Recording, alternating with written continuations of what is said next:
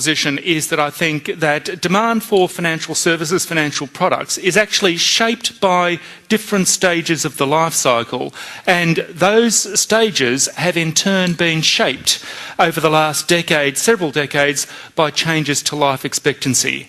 And in order to test this theory, I've gone back to look at life expectancy in Australia 80 years ago in 1928. In 1928, the average Australian lived for 63 years. You qualified for the age pension at 65, so you promptly dropped dead 2 years before you got a pension back in 1928. The other thing to note is that in 1928, you're a child for 14 years and then you're an adult. The life form we now know as the teenager did not exist in 1928. Childhood, adulthood, old age and death. That's the way it worked 80 years ago. And you're an old person at 51 or 52. Tonight, get out your family photograph album, have a look at pictures of your grandparents at the age of 50. They were old people. They looked old, they dressed old, they knew they had about 10 years to go.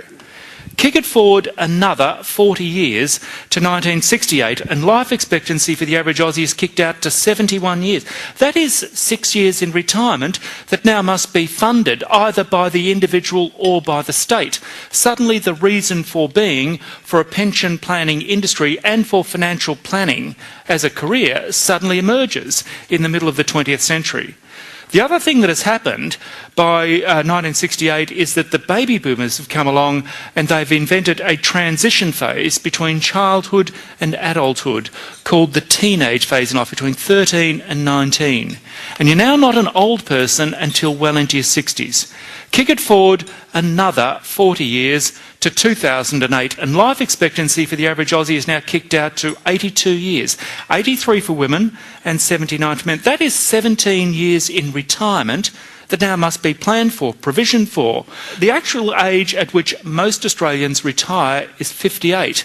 That gives you 24 years. But if you actually make it through to 58, you've got more than 24 years. The probability is you've got about 27 years.